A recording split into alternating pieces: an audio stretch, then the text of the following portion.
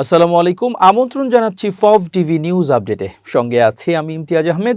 শুরুতেই সংবাদ শিরোনাম। সর্বশেষ জরিপে কে এগিয়ে গেল, বিএনপি না জামাত? নির্বাচনী আচরণবিধি লঙ্ঘনের দায়ে সার্জিস আলমকে জরিমানা। নির্বাচনের পর কবে দায়িত্ব হস্তান্তর জানালো সরকার? জামাতের ইশতেহারে 5টিতে হ্যাঁ, 5টিতে না। অ্যাপস্টেইনের ভয়ঙ্কর পরিকল্পনা শুনে ভয় পেয়েছিলেন তার আইনজীবী নিজেও। আরব সাগরে ইরানের ড্রোন ভূপাতিত করল যুক্তরাষ্ট্র। এবার বিস্তারিত। আসন্ন জাতীয় সংসদ নির্বাচন নিয়ে ভোটারদের ভাবনা ও প্রত্যাশা নিয়ে পরিচালিত এক মতামত জরিপে দেখা গেছে 93% বেশি মানুষ এবার ভোট দেওয়ার আগ্রহ প্রকাশ করেছেন। Communication and research foundation CRF এর বাংলাদেশ ইলেকশন পাবলিক অপিনিয়ন স্টাডিজের যৌথভাবে পরিচালিত এই জরিপের ফল বুধবার জাতীয় প্রেস ক্লাবে আনুষ্ঠানিকভাবে প্রকাশ করা হয়। সিআরএফ এর স্ট্র্যাটেজিক কোঅর্ডিনেটর জাকারিয়া পলাশ জানান, 2025 সালের 20 নভেম্বর থেকে 2026 সালের 31 জানুয়ারি পর্যন্ত দেশের 64 জেলার 180টি আসনে 11,038 জন ভোটারের উপর 2 ধাপে এই জরিপ চালানো হয়েছে। ভোট স্থানান্তরের প্রবণতা ও রাজনৈতিক মেরুকরণ জরিপের সবচেয়ে আলোচিত তথ্য হলো সাবেক সরকারি দল আওয়ামী লীগের ভোটারদের গতিপথ। দেখা গেছে আগে যারা আওয়ামী লীগকে ভোট দিতেন তাদের 48.2% এবার বিএনপিকে ভোট দেওয়ার পরিকল্পনা করছেন। এছাড়া 29.9% জামাতকে এবং 6.5% জাতীয় নাগরিক পার্টি এনসিপিকে ভোট দেওয়ার কথা জানিয়েছেন। 13% ভোটার অন্য দলগুলোর দিকে ঝুঁকছেন। নতুন প্রজন্মের ভোটারদের মধ্যেও জামাতের প্রতি প্রবল ঝোঁক দেখা গেছে। 2008 সালের পর প্রথমবার ভোট দেবেন এমন তরুণদের 37.4% জামাতকে, 27% বিএনপিকে এবং 17% এনসিপিকে ভোট দিতে চান। নির্বাচনী ইস্যু ও ভোটারদের অগ্রাধিকার জরিপে উঠে এসেছে যে এবারের নির্বাচনে ভোটারদের কাছে প্রধানতম ইস্যু হলো দুর্নীতি। প্রায় 67.3% ভোটার ভোট দেওয়ার ক্ষেত্রে প্রার্থীর স্বচ্ছতা, পরীক্ষা নিরীক্ষা এবং স্বচ্ছতার দিকে তাকাচ্ছে। নির্বাচনী আচরণবিধি লঙ্ঘনের দায়ে পঞ্চগড় 1 আসনে 11 দলীয় ঐক্যজোটের প্রার্থী ও এনসিপির উত্তরাঞ্চলীয় মুখ্য সমন্বয়ক সার্জিস আলমকে 5,000 টাকা জরিমানা করেছেন ভ্রাম্যমাণ আদালত। বুধবার রাত 8টার পর পঞ্চগড়ের তেঁতুলিয়া উপজেলায় নির্বাচনী আচরণবিধি লঙ্ঘন করে সার্জিস আলম এক পথসভায় বক্তব্য দিচ্ছিলেন। ঠিক সে সময় নির্বাহী ম্যাজিস্ট্রেটের নেতৃত্বে ভ্রাম্যমাণ আদালতের লোক সেখানে উপস্থিত হন এবং আচরণবিধি লঙ্ঘনের দায়ে সার্জিস আলমকে অভিযুক্ত করেন। ঘটনার সময় ওই পথসভায় সার্জিসের সঙ্গে সেখানে পঞ্চগড় জেলা জামায়াতের আমির মাওলানা ইকবাল হোসাইন সহ পুলিশ ও প্রশাসনের কর্মকর্তা ছাড়াও বিজিবির সদস্যরা উপস্থিত ছিলেন। এ সময় উপজেলা সহকারী কমিশনার ও নির্বাহী ম্যাজিস্ট্রেট এস.এম. আকাশ নির্বাচনী আচরণবিধি 17 এর 2 ধারা লঙ্ঘনের দায়ে সার্জিস আলমকে 5,000 টাকা জরিমানা নির্ধারণ করলে তার নির্বাচনী প্রতিনিধি হাবিবুর রহমান হাবিব জরিমানায় 5,000 টাকা তাৎক্ষণিকভাবে পরিশোধ করেন। একই সঙ্গে আগামীতে নির্বাচনী সভায় নির্ধারিত সময়ে মাইক ব্যবহারে সতর্ক করা হয়। এ ব্যাপারে ভ্রাম্যমাণ আদালতের নির্বাহী ম্যাজিস্ট্রেট এস.এম. আকাশ বলেন, অবাধ ও সুষ্ঠু নির্বাচনের স্বার্থে বিভিন্ন এলাকায় নির্বাচনী আচরণবিধি পর্যবেক্ষণ করছি। কেউ লঙ্ঘন করলে বিধি অনুযায়ী জরিমানা করা হচ্ছে। এ বিষয়ে সার্জিস আলমের নির্বাচনী প্রতিনিধি হাবিবুর রহমান হাবিব বলেন, নির্বাচনী পথসভায় এনসিপির প্রার্থী সার্জিস আলম বক্তব্য দিতে গিয়ে নির্ধারিত সময় পার হয়ে যায়। এ সময় নির্বাহী ম্যাজিস্ট্রেটের নেতৃত্বে ভ্রাম্যমাণ আদালত সভাস্থলে এসে আচরণবিধি লঙ্ঘনের দায়ে 5,000 টাকা জরিমানা করেন। আইনের প্রতি শ্রদ্ধাশীল থাকায় আমরা জরিমানার অর্থ সঙ্গে সঙ্গে প্রদান করেছি।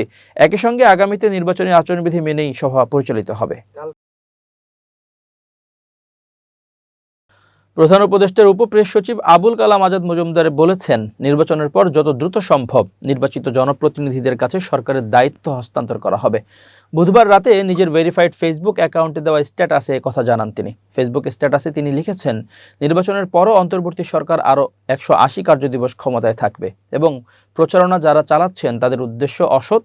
এরা কদিন আগেও নির্বাচন নিয়ে সংশয় সৃষ্টি করার চেষ্টা করেছে। এখন যখন দেখছে নির্বাচন যথাসময়ে হচ্ছে তখন তারা নতুন ষড়যন্ত্র তত্ত্ব নিয়ে হাজির হয়েছে। উপপ্রেস সচিব বলেন, তারা লক্ষ্য করেছেন এ ধরনের অসৎ প্রচারণায় অনেক উচ্চশিক্ষিত মানুষও বিভ্রান্ত হচ্ছেন। তবে বাস্তবে এ ধরনের বিভ্রান্তিকর কোনো সুযোগ নেই। নির্বাচনের পর যত দ্রুত সম্ভব নির্বাচিত জনপ্রতিনিধিদের কাছে সরকারের দায়িত্ব হস্তান্তর করা হবে। রাজনীতিতে স্পষ্ট অবস্থান ও দ্ব্যর্থহীন বার্তা তুলে ধরতে এবারে নির্বাচনী ইশতেহারকে ভিন্ন আঙ্গিকে উপস্থাপন করতে যাচ্ছে বাংলাদেশ জামাত ইসলামী। ইশতেহারের প্রথমাংশের মূল কাঠামো সাজানো হয়েছে 5টিতে হ্যাঁ এবং 5টিতে না, এই 2 ভাগে। বুধবার 4 ফেব্রুয়ারি সন্ধ্যার পর রাজধানীর একটি অভিজাত হোটেলে আনুষ্ঠানিকভাবে এই ইশতেহার ঘোষণা করা হয়। ইশতেহারের শুরুতেই হ্যাঁ ও না এই অবস্থানকে গুরুত্ব দিয়ে ব্যাখ্যা করা হয়েছে। কোন বিষয়ে জামাত স্পষ্টভাবে সম্মতি জানায় এবং কোন কোন বিষয়ে তারা আপোষহীন তা পরিষ্কারভাবে তুলে ধরাই এই কাঠামোর উদ্দেশ্য। ইশতেহারের হ্যাঁ অংশে সততা, ঐক্য, ইনসাফ, দক্ষতা ও কর্মসংস্থানের মতো বিষয়গুলো অগ্রাধিকার পেয়েছে। অন্যদিকে না অংশে দুর্নীতি, ফ্যাসিবাদ, আধিপত্যবাদ, বেকারত্ব ও চাঁদাবাজির বিরুদ্ধে দলটির দৃঢ় অবস্থান তুলে ধরা হয়েছে। সরেজমিনে দেখা গেছে ইশতেহার ঘোষণার মঞ্চ সাজানো হয়েছে এই হ্যাঁ না ভাবনাকে কেন্দ্র করে। মঞ্চের নকশা ও ভিজুয়াল উপস্থাপনায় ইশতেহারের এই মূল দর্শন প্রতিফলিত করা হয়েছে, যা দলটির রাজনৈতিক বার্তাকে আরও প্রতীকী ও দৃশ্যমান করে তুলবে বলে মনে করছেন সংশ্লিষ্টরা। এবার আন্তর্জাতিক প্রসঙ্গ। কুখ্যাত যৌন অপরাধী জেফ্রি এপস্টাইনের গোপন নথি প্রকাশের পর বিশ্ব রাজনীতিতে নতুন করে তোলপাড় সৃষ্টি হয়েছে। সম্প্রতি প্রকাশিত প্রায় ৩০ লাখ নথিতে বিশ্বের বহু প্রভাবশালী ব্যক্তি, রাজনীতিক ও ধনকুবেরের সঙ্গে তার সম্পর্ক এবং যৌন অপরাধের বিস্তৃত বৃত্তান্ত তুলে উঠে এসেছে। তবে এসব নথির মধ্যেই 2019 সালের জুলাই মাসে প্রকাশিত একটি দলিল ঘিরে নতুন করে চাঞ্চল্য ছড়িয়েছে। নিউ ইয়র্ক টাইমসের এক অনুসন্ধানী প্রতিবেদনে দাবি করা হয়, এপস্টাইন জিন প্রকৌশল ও কৃত্রিম বুদ্ধিমত্তা ব্যবহার করে মানুষের একটি উন্নততর সুপার রেস তৈরির পরিকল্পনা করেছিলেন। প্রতিবেদন অনুযায়ী যুক্তরাষ্ট্রের নিউ মেক্সিকো অঙ্গরাজ্যে অবস্থিত এপস্টাইন জোরো র্যাঞ্চ এই ভয়াবহ পরিকল্পনা বাস্তবায়নের স্বপ্ন দেখতেন তিনি। তার লক্ষ্য ছিল নিজের বীর্য বা ডিএনএ ব্যবহার করে একই সঙ্গে অন্তত 20 জন নারীকে গর্ভবতী করা এবং এর মাধ্যমে মানবজাতির মধ্যে নিজের জিন ছড়িয়ে দেওয়া। এই র্যাঞ্চেই অতীতে নাবালিকা সহ বহু নারী এপস্টাইনের দ্বারা যৌন নির্যাতনের শিকার হয়েছে বলে অভিযোগ রয়েছে। ফলে তার তথাকথিত বৈজ্ঞানিক পরিকল্পনা নিয়ে নতুন করে উদ্বেগ ও ক্ষোভ তৈরি হয়েছে। বিশেষজ্ঞদের মতে এপস্টাইনের এই চিন্তাধারা বিজ্ঞানের ভাষায় ট্রান্সহিউম্যানিজম এর সঙ্গে মিল থাকলেও অনেকে এটিকে নাৎসি আমলের ইউজেনিক্স বা সুপ্রজনবিদ্যার আধুনিক রূপ হিসেবে দেখছেন। অভিযোগ রয়েছে, এই উচ্চাভিলাষী প্রকল্প নিয়ে এপস্টাইন একাধিক খ্যাতনামা বিজ্ঞানী ও ব্যবসায়ীর সঙ্গে আলোচনা করেছিলেন। নথি অনুযায়ী হার্ভার্ড বিশ্ববিদ্যালয়ের বিবর্তনগত গতিবিদ্যা কর্মসূচিতে এপস্টাইন প্রায় 65 লাখ মার্কিন ডলার অনুদান দেন। পাশাপাশি 2011 সালে তিনি ওয়ার্ল্ড ওয়াইড ট্রান্সহিউম্যানিস্ট অ্যাসোসিয়েশন $20,000 দান করেছিলেন। এপস্টাইনের এই পরিকল্পনার কথা শুনে আতঙ্কিত হয়েছিলেন তার আইনজীবী অ্যালান ডারশোভিস্ট। তিনি বলেন, 1930 এর দশকে নাৎসিদের ইউজেনিক্স ব্যবহারের ভয়াবহ ইতিহাসের পর এ ধরনের জেনেটিক ম্যানিপুলেশনের প্রতি এপস্টাইনের আগ্রহ ছিল অত্যন্ত ন্যাক্কারজনক ও ভয়ঙ্কর। আরব সাগরে একটি ইরানি ড্রোন ভূপাতিতের দাবি করেছে যুক্তরাষ্ট্র। অভিযোগ, মার্কিন রণতরী লক্ষ্য করে আগ্রাসীভাবে ছুটে যাচ্ছিল সেটি। বুধবার 4 ফেব্রুয়ারি এক প্রতিবেদনে ব্রিটিশ সংবাদ সংস্থা রয়টার্স এ তথ্য জানায়। মার্কিন সেন্ট্রাল কমান্ড জানিয়েছে, ইরান উপকূল থেকে প্রায় 500 মাইল দূরে ছিল ইউএসএস আব্রাহাম লিঙ্কন। সেখান থেকে উড্ডয়ন করা F-35 স্টেলথ যুদ্ধবিমান ভূপাতিত করে ড্রোনটি।